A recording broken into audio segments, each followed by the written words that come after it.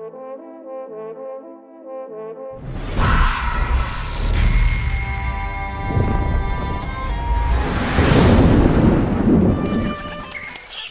everyone, myself Himakshi Parikh. I am a second year BMS student and welcome to our channel Simplified Ayurveda. इस video में हम अष्टांग हृदय के तीसरे अध्याय ऋतुचर्या के बारे में जानेंगे। ऋतुचर्या, ऋतु यानी सीजन, चर्या यानी रिजिमेन यानी सीजनल रिजिमेन। प्रीवियस वीडियो में हमने दिनचर्या यानी डेली रूटीन के बारे में जाना था। इस वीडियो में हम डिफरेंट सीजन्स के डिफरेंट रूटीन के बारे में जानेंगे ताकि हम उसे फॉलो कर सके एंड हेल्दी रह सके। We will be covering this topic in this video. First is brief about षड ऋतु, सेकंड इज डिफरेंस बिटवीन आदान काल एंड विसर्ग काल, third is nature of body strength according to different seasons, fourth is षड ऋतु लक्षण एंड चर्या, फिफ्थ इज दोष संचय प्रकोप आदि एंड ऋतु टेबल, सिक्स्थ इज ऋतु संधि। So first topic is brief about षड ऋतु। षड ऋतु इज षड यानी सिक्स, ऋतु यानी सीजन्स यानी सिक्स सीजन्स। तो आयुर्वेद के अनुसार एक वर्ष में 6 सीजन्स होते हैं जो कि शिशिर से आरंभ होकर वसंत, ग्रीष्म, वर्षा, शरद, हेमंत पर समाप्त होता है। अब इस टेबल को देखिए जिसमें फर्स्ट कॉलम है ऋतु का, सेकंड कॉलम है मंथ का एंड थर्ड कॉलम है फीचर्स का। फर्स्ट है शिशिर ऋतु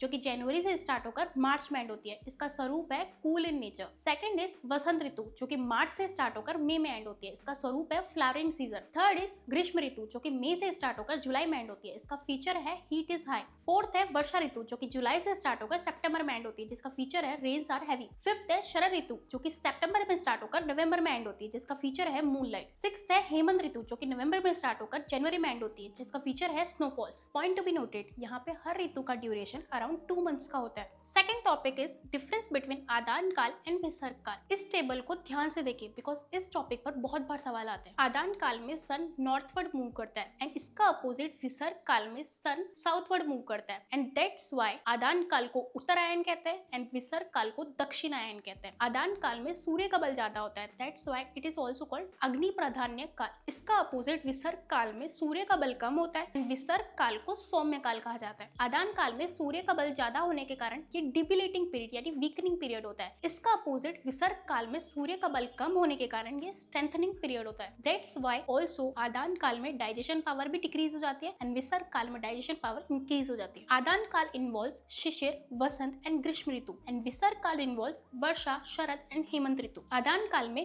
कटु तिक्त कषाय रस एनहांस होते हैं एंड विसर्ग काल में मधुर अम्ल लवण रस एनहांस होते हैं। आदान काल में सन रेस ज्यादा होने के कारण रुक्ष गुण एनहांस होता है एंड विसर्ग काल में सन रेस कम होने के कारण स्निग्ध गुण एनहांस होता है। Third topic is nature of body strength according to different seasons. See different ऋतुज में शरीर का बल डिफरेंट रहता है। तो आइए इसे ट्रिक से लर्न करते हैं। एक वर्ष में 6 ऋतु होती है, शिशिर, वसंत, ग्रीष्म, वर्षा, शरद, हेमंत, जिसमें से फर्स्ट ऋतु शिशिर ऋतु एंड हेमंत ऋतु का बल मैक्सिमम रहता है। वसंत ऋतु एंड शरद ऋतु का बल मीडियम रहता है एंड ग्रीष्म ऋतु एंड वर्षा ऋतु का बल मिनिमम रहता है। शिशिर, वसंत और ग्रीष्म को आदान काल कहते हैं, वर्षा, शरद, हेमंत को विसर्ग काल कहते हैं। Now the fourth topic is ऋतु लक्षण एंड चर्या। सो हम हेमंत ऋतु से स्टार्ट करेंगे। So first is its features. तो जैसे कि आपको पता है हेमंत ऋतु यानी नवंबर से जनवरी के टाइम के बीच में बहुत ठंडी हवाएं चलती है जिस वजह से बॉडी टेम्परेचर ऑब्स्ट्रक्ट हो जाता है and deep into the tissues जाकर डाइजेस्टिव फायर को इंक्रीज कर देता है जिसका फायदा ये होता है कि हार्ड टू डाइजेस्ट सब्सटेंस को भी हम इजीली डाइजेस्ट कर लेते हैं। Now the second point is हेमंत ऋतु में डाइजेस्टिव फायर इंक्रीज होने के बावजूद भी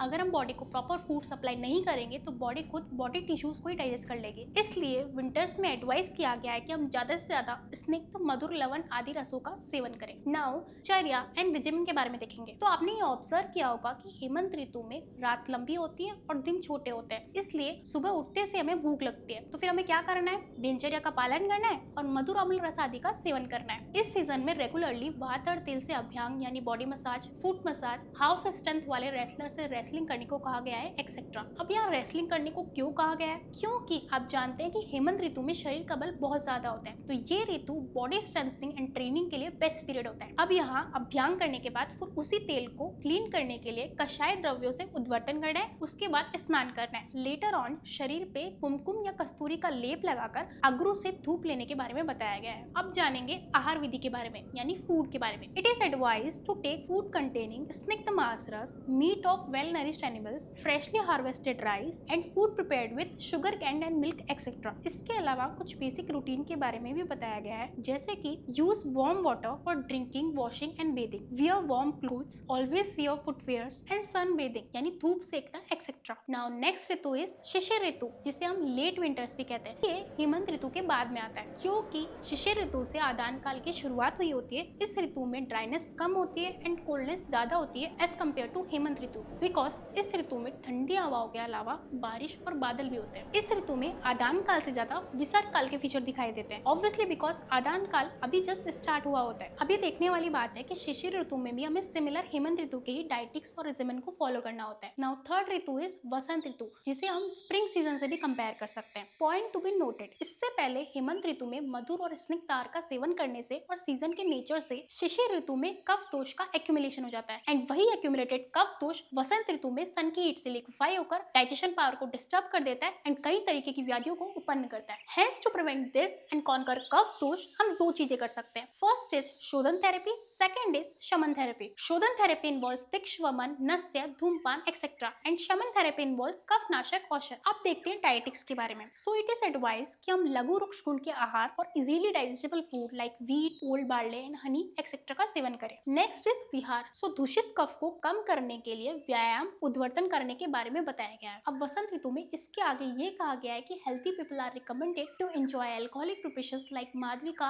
आसव एंड अरेस्ट in the company of friends and those who are averse to these drinks or prohibited using them can enjoy other beverages like boiling आसव, मुस्ता and honey with water etcetera. अब आपको पता है कि वसंत ऋतु में हमें दूषित कफ को कम करना है, तो उसके लिए कुछ आहार विहार को अवॉइड करना पड़ेगा, जिसमें पहला है आहार जिनमें गुरु, शीत, स्निग्ध गुण होता हो एंड मधुर, अम्ल, लवण रस होता हो। एंड सेकंड है दिव्या सपनों और डे टाइम स्लीपिंग, बिकॉज ये दोनों ही चीजें करने से दूषित कफ और बढ़ जाता है। नाउ नेक्स्ट ऋतु इज ग्रीष्म ऋतु, जिसे हम समर भी कहते हैं। ग्रीष्म ऋतु में सूर्य का ताप बढ़ जाता है, जिससे कफ दोष कम हो जाता है एंड वात दोष इंक्रीज हो जाता है, इसलिए ग्रीष्म ऋतु में मधुर रस का सेवन करना चाहिए। नाउ डाइट कैसी होनी चाहिए? सो डाइट इन्वॉल्व्स शाली rice, thin mutton soup, curd, lassi etcetera and it is also advise to drink cool water and महिषाशीर यानी भैंस का दूध जो रात की चांदनी में ठंडा किया गया हो। नाउ आहार वी आर टू अवॉइड, जिसमें फर्स्ट है फूड कंटेनिंग कटु अम्ल लवण रस, एक्सरसाइज एंड सेक्सुअल एक्टिविटीज। इन तीनों को ही ग्रीष्म ऋतु में अवॉइड करना चाहिए। नेक्स्ट ऋतु इज वर्षा ऋतु, जिसे हम रेनी सीजन भी कहते हैं। आदान काल समाप्त हो चुका है, शरीर आदान काल से एग्जॉस्ट हो चुका है, डाइजेशन पावर भी कम हो चुकी है और वर्षा ऋतु के आने से डाइजेशन पावर और कम हो जाती है, क्योंकि वर्षा ऋतु में तीनों दोष की पुष्टि हो जाती है। अब आप पूछेंगे कैसे पुष्टि होती है, तो इस टेबल से देखते हैं। टेबल में वात जो है बादल से और नमी से दूषित होता है एंड पित्त जो है वेपर ऑफ अर्थ एंड अम्ल विपाक से एंड लास्टली कफ जो है डर्टी वाटर एंड अग्निमांद्य से। तो इसी प्रकार से तीनों दोष दूषित होते हैं। हेंस तीनों दोषों को शांत करने के लिए और डाइजेशन पावर को इंक्रीज करने के लिए हमें वर्षा ऋतु में कुछ स्टेप्स लेने पड़ेंगे, जिसका पहला स्टेप है शोधन थेरेपी, जिसे सबसे पहले कफ के लिए करेंगे वमन, पित्त के लिए करेंगे विरेचन एंड वात के लिए करेंगे पस्ती। Now in order to maintain power of digestion कुछ आहार विहार लेने उस बारे में बताया गया है कि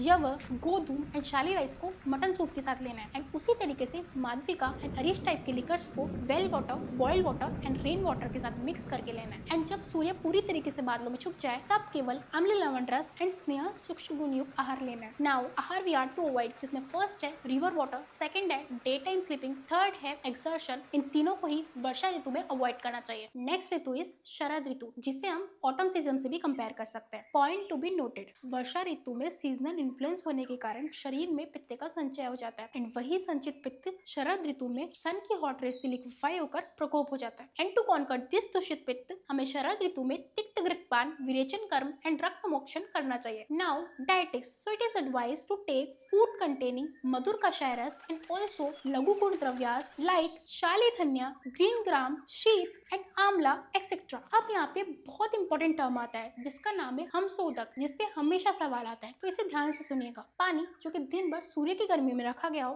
रात भर चांद की कूल रेस से धीरे धीरे प्यूरिफाई हो जाता है एंड टाइम के साथ अगस्त्य अस्तार से डिटॉक्सिफाई हो जाता है, उस पानी को हम हमशोधक कहते हैं। हमशोधक बिल्कुल क्लियर एंड तीनों दोषों का शमन करने वाला होता है। लास्ट टॉपिक पे जाने से पहले दोष, संचय, प्रकोप, प्रशमन एंड ऋतु में रिलेशन देख लेते हैं। तो उसके लिए सबसे इंपॉर्टेंट है कि आपको 6 ऋतु के नाम ऑर्डर में लर्न होने चाहिए। इन 6 ऋतु को ऑर्डर में लर्न करने के लिए एक ट्रिक है। शिव, ग्रीव, स है, शी से शिशिर, व से वसंत, ग्री से ग्रीष्म, व से वर्षा, स से शरद, ह से हेमंत। 6 ऋतु को याद करने के बाद इस टेबल को देखिए। पहला कॉलम है ऋतु, दूसरा कॉलम है दोष संचय, तीसरा कॉलम है दोष प्रकोप, चौथा कॉलम है दोष प्रशमन। अब यहाँ पे संचय यानी एक्यूमुलेशन, प्रकोप यानी एग्रीवेशन एंड प्रशमन यानी एलिवेशन यानी कम होना होता है। अब आपको सबसे पहले ये पता पता होना चाहिए कि कौन से दोष का कौन से ऋतु में संचय होता है। तो सबसे पहले कफ का संचय शिशिर ऋतु में होता है, वात का संचय ग्रीष्म ऋतु में होता है एंड पित्त का संचय वर्षा ऋतु में होता है। अब आपने संचय के बारे में जान लिया, अब प्रकोप के बारे में जानिए। जिस ऋतु में दोष का संचय हुआ होता है उसके अगले ऋतु में उसका प्रकोप होता है और उसके अगले ऋतु में उसका प्रशमन होता है। For example,